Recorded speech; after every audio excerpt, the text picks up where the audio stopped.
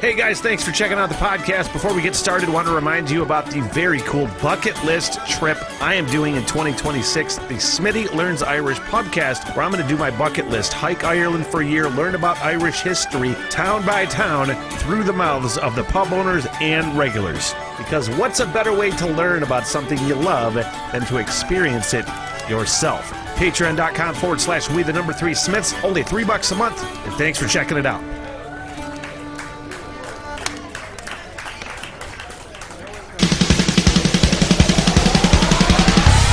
What the hell, everything!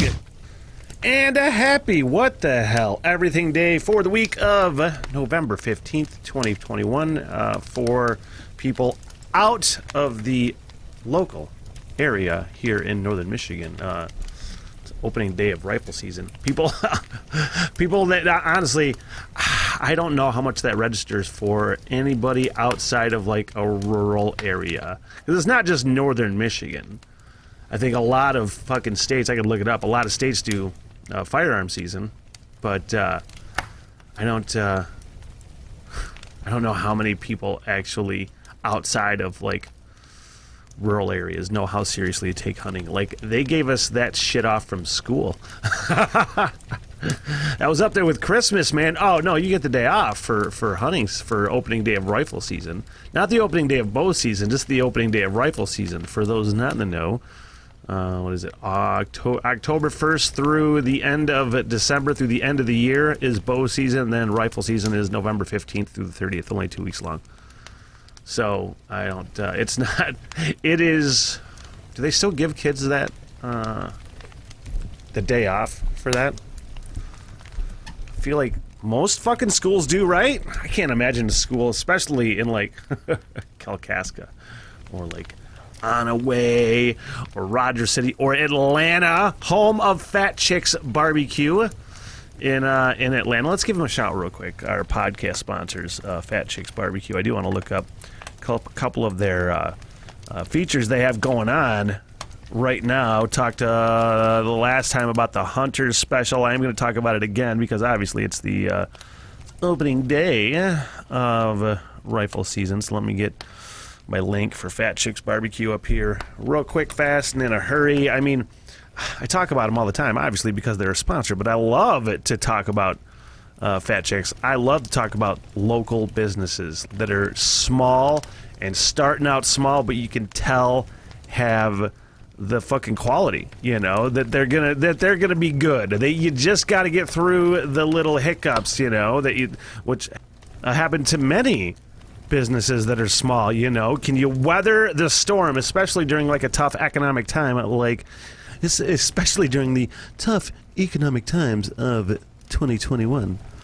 Looking at a couple things, this is my personal preference. I didn't know a lot of people were into like pickle pizzas, and I think I've had pickled pizza before, but everything hits different at Fat Chicks. So I mean, it's very possible that this is fantastic, and I'm sure it is, but I had a pickled pizza once, and I was just like, I don't know if it works for me on a pizza.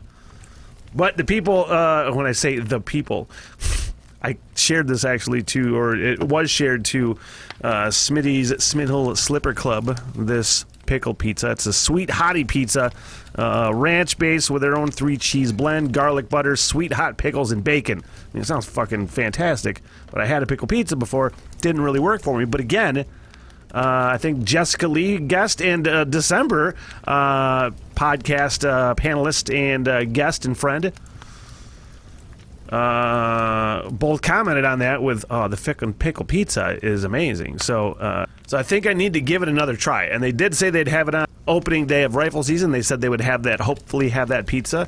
A couple other things they got, just because I like to throw out just a couple things they got, just so you can get a good idea.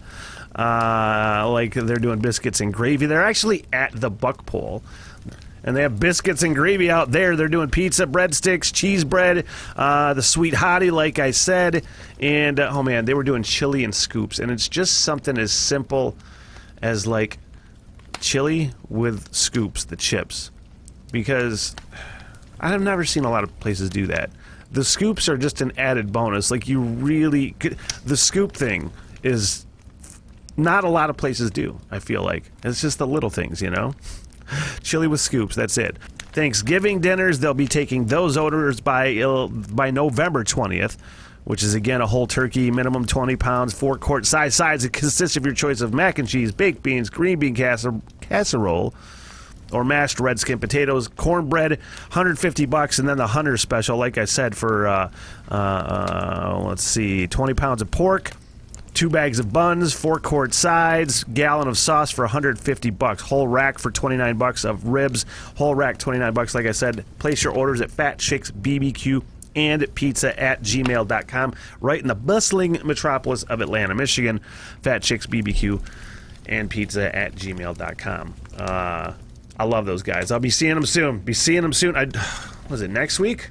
No, the week after this I'll be seeing them. I do believe the day after Thanksgiving, and I have to look at my calendar right now because that is next week. That is next week. I will be hitting Alpina, and on the way hitting Fat Chicks Barbecue. Can't wait for that. So yeah, now back to the day off on the opening day of rifle season. I can't imagine schools in like Atlanta, Joburg, some of those states that's honestly, you want to talk about eating, fucking, sleeping, breathing, hunting. I can't imagine not even having the day off in there, you know? Everybody knows that it is opening day firearm season. It's a very different vibe from, I don't know. They certainly don't have the hunting culture in Metro Detroit where I went to high school. Nope, it's not there. Strictly very northern Michigan vibe, and the UP. So it's just very rural sort of thing. You know what I did want to mention? I can't believe that I've had somebody fly under the radar this much for me. It's a good example, though, of like when people tell me to check out a band or an artist, I'm like, yeah, I just poo-poo it.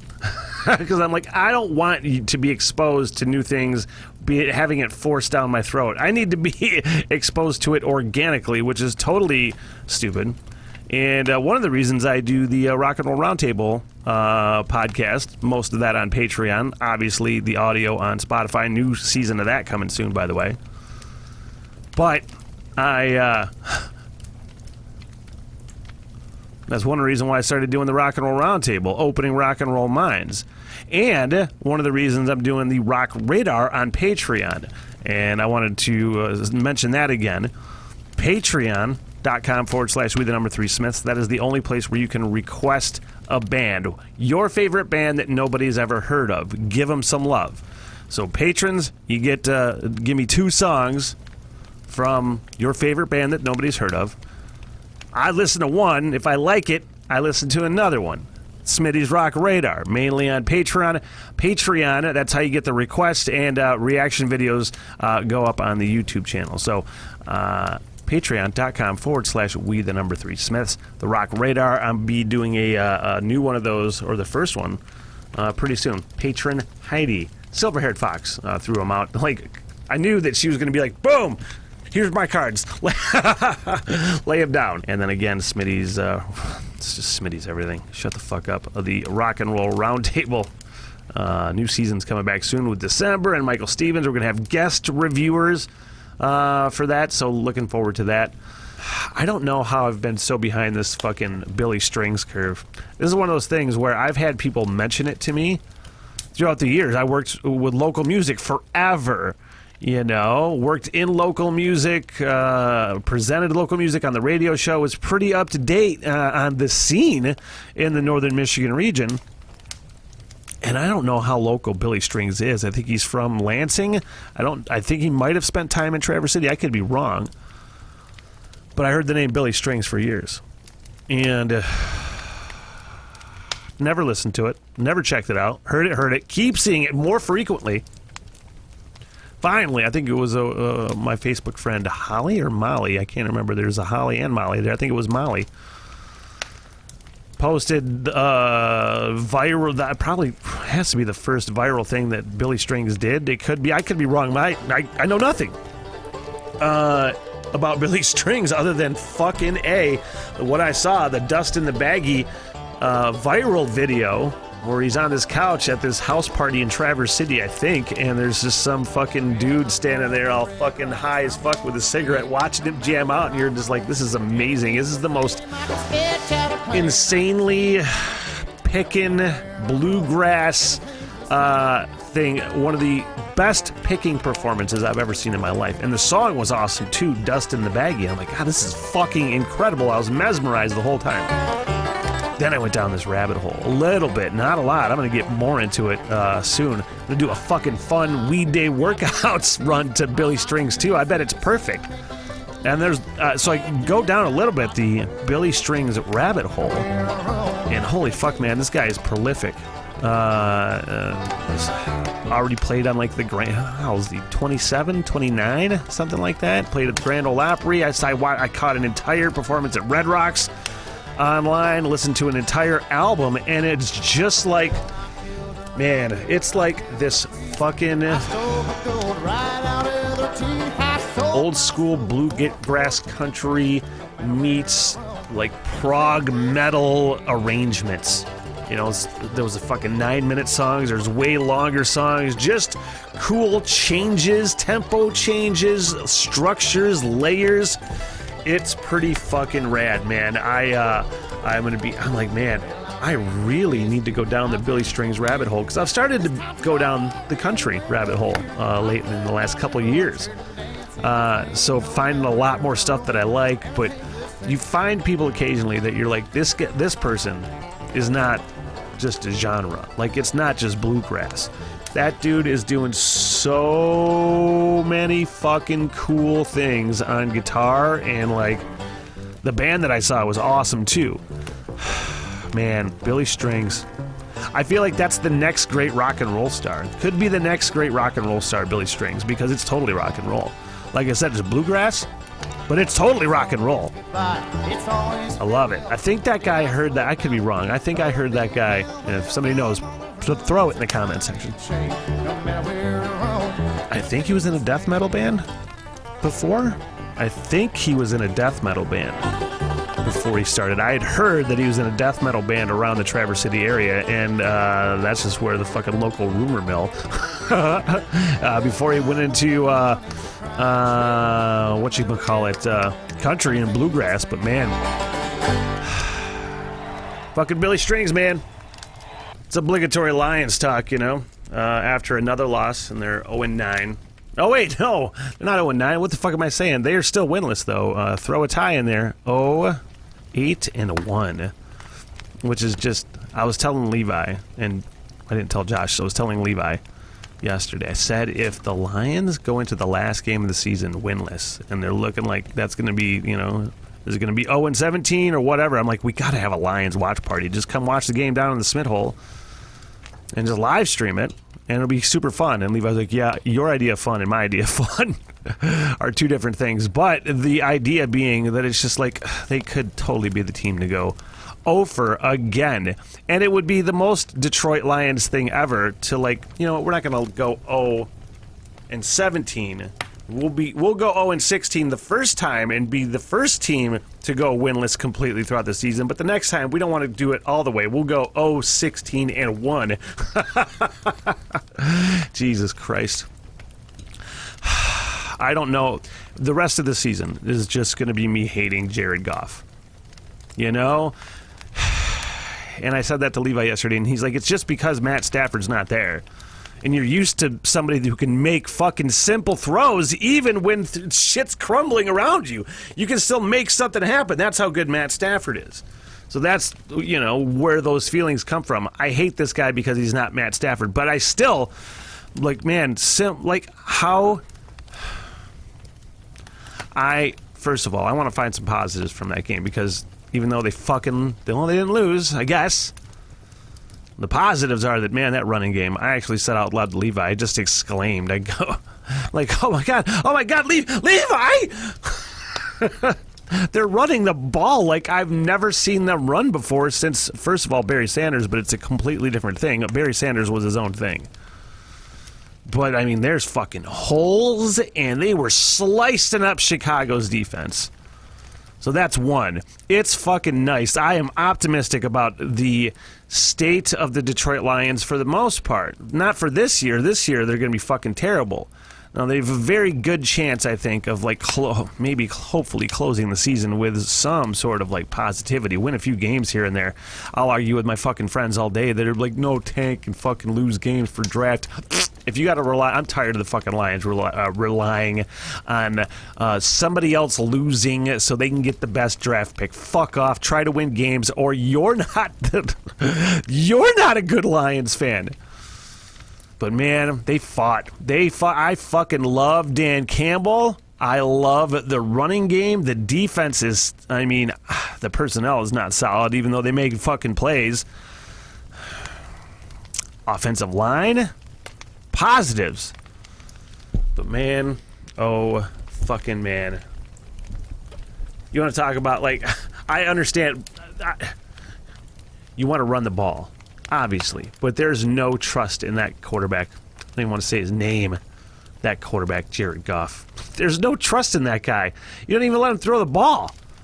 Like, you're running your ass off. Play action, man. I know it's Dan Campbell's first time running games. I guess at some point during the bye week, he was like, and I had said it yesterday. I'm like, Dan Campbell was like, why aren't we running the fucking ball and using DeAndre Swift as the centerpiece for this offense? Because it goes so well when that shit seems to happen. So Dan Campbell must have said, why the fuck are we not doing that? I guess I'll have to call plays if we're going to run the fucking ball, and it worked. But yeah, you got to throw some. But then, you know, you do throw the ball, and you're like, Jesus Christ, Jared Goff. You know, just simple little throws, and there's no accuracy. And it doesn't seem like he knows what the fuck he's doing. It's just a disaster. It's a whole disaster. Like, why wouldn't you put the backup in? Like, yeah, he might suck worse than Jared Goff, but you got to make a fucking statement that, like, that guy's not our guy. That guy for sure is not our guy.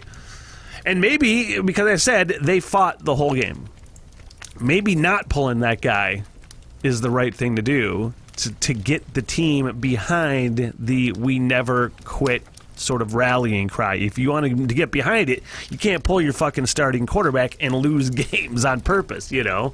I get it. But man, they're really trying. They're really trying, and that's the part that I just love the most, you know? That's the part that I love the most. Boy, I feel like that was the wrong fucking wording.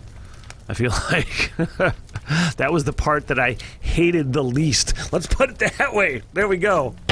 So many opportunities to win that fucking game. Oh my God. So many opportunities. How many games are left? Oh, wait, they have 17 games now, so they have fucking 8 games still. I was thinking, oh, they were 0-9, so they have 7 games left, but no, they have 8 left because they have 17 games now. It takes me a while to get used to these things. Boy, oh boy. And I loved to see, I was watching ESPN this morning, and even though I fucking hate Rex Ryan, he's on Get Up with Michael Greenberg, but Ryan Clark is on there and he's good. And then even though Dan Orlovsky ran out the back of the fucking end zone, he's started to grow on me. He's not an idiot, I don't feel like. But Ryan Clark's really good. Dan Orlovsky's pretty good. But they were talking about the Jets as like the opposite of the Detroit Lions. They're like, the Jets are more talented than the Lions, but they're worse. And I don't know how they're worse because they have 2 wins, but he's like, they were praising, essentially, Dan Campbell as the coach of the Detroit Lions. They're like, I would take that fucking guy anywhere as the coach of any team. And I love it. I love that. I think the Lions got the right guy finally. And Jim Caldwell was awesome, and they shouldn't have fucking fired him. And then they replaced him with dipshit fucking Matt Patricia. And it was just, aside from Jim Caldwell, it just seemed like dipshit coach, dipshit coach, dipshit coach, dipshit coach for like fucking however many years. Wayne Fontes was the best coach the Lions have had in 40 fucking years. You know, and that's not saying much. So dipshit coach, dipshit coach, dipshit coach, and you finally, it seems like, you get a coach worth a fuck, you know? Dan Campbell, all right. And we'll see. I don't know. You just hope he doesn't get beat down by the legacy of suck with the Lions. You're already 0-9. Oh, I'm sorry, 0-8-1.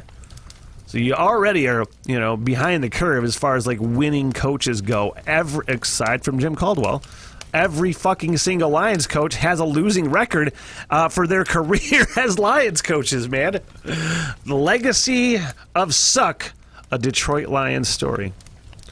But I am, because there was especially the 0-16 season, which I hate. I actually had to reflect on that yesterday and just think about, oh, that's right, Marty Morningwhite was the coach of that fucking team. There was no hope at this point. I don't want to say that I knew that they were going to lose all the games, but you're like, goddamn, what is the bright spot here? This team fucking sucks so much. And yeah, they suck. The Lions currently do suck.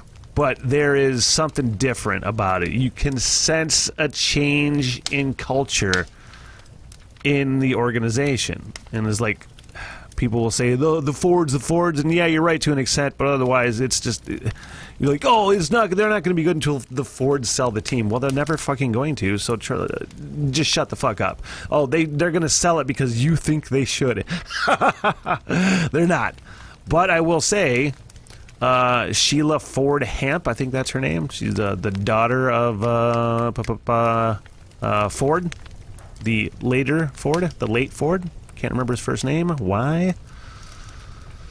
But it could be an example of like the kid just deciding to change the legacy and be like, you know what, I'm going to make the moves I need to make. There's the kid is trying to outshine the parent, so to speak, and I think she made a right move with Chris Spielman. Bring in Chris Spielman, who knows the culture, who is a loved figure in Detroit Lions fucking history. Absolutely. He is. He's my favorite Detroit Lion of all time, second favorite Barry Sanders. But bringing in Chris Spielman and just creating the culture, a Detroit vibe, Like Dan Campbell said it in his fucking interview, his introductory press conference, I want to say. Said something about fucking biting kneecaps or something. People want to make fun of it. But there's something to that mentality, that Detroit mentality. You got to come from nothing, scrape, and fucking fight. And you see them doing it week in and week out. Even though they haven't won any fucking games, you can see the mentality taking over. So once you get the mentality set, because honestly, I said to Levi, I'm like, I haven't seen the fucking Lions run like this almost ever. Even when they had Barry Sanders, because again, Barry Sanders was his own thing. There wasn't fucking holes. What was the classic line when Barry Sanders was in Detroit? It was like, oh, if he had holes like Emmitt Smith, he'd run for 1,000,006 yards. So he never had the holes. Ever. The Lions have never, ever, ever had fucking an offensive line in with a mentality like they seem to have every game. It's a genuine change in culture, it seems like, and it's fucking pretty cool. So as soon as you get some talent in, then you just hope, and you're like, what the fuck are you going to do with Jared Goff? God damn it. Because he wasn't that great in L.A.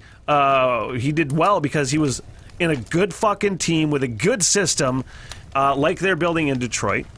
We just, I don't give a fuck. Draft a quarterback. Draft a quarterback if you got to keep Jared Goff in for one more fucking year and be like, sorry, pal, after this year, you're out because this fucking rookie's going to start. Give him a year, sit behind Jared Goff and learn what not to do because fuck, you're making me crazy. It's just going to be this whole podcast probably just going to be a big, giant vent session. With the Detroit Lions, but it's not venting if it's, there's positivity in there, pros and cons, man. A lot of fucking cons, though. I also wanted to mention, be sure to search We Three Smiths on YouTube, like, subscribe, do that whole thing, and do that anyway. It'd be super awesome. I don't think people realize just how much that matters. Liking and subscribing and give a comment every once in a while. That's how that's how other people can see it. And that's how algorithms work. The more people comment, the more people like, the more people are going to see it. And it's super simple. All you got to do is be like, hi, or like, or love, or laugh, or, I don't know. Put a poop emoji down. I don't give a fuck. I don't give a shit. YouTube, where most of the stuff going down. Then, of course, Patreon. I think order of importance in this is YouTube, Patreon. Patreon is first, though. You know, that's where most of the stuff, I think, where a lot of extra content. Once I get the content rolling, that's when the extra content's going to happen.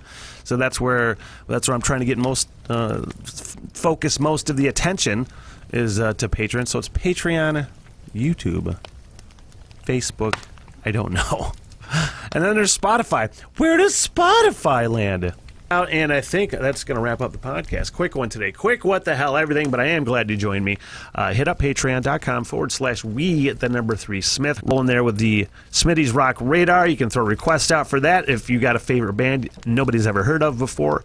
Also, of course, fundraising the Smitty Learns Irish Pubcast coming in 2026, where I hike Ireland for a year and tell Irish history in pub podcast. It's going to be super fun. It's a bucket list, and I can't wait for it. And all sorts of stuff as well. Like, subscribe, hit up Patreon. Order of importance, I forgot what it was. Spotify, YouTube. Woohoo!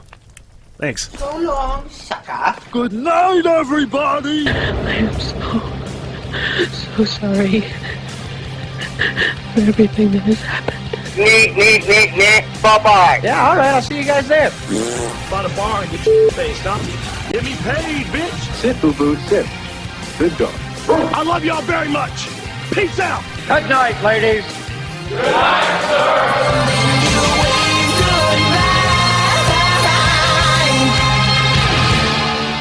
What the hell? Everything!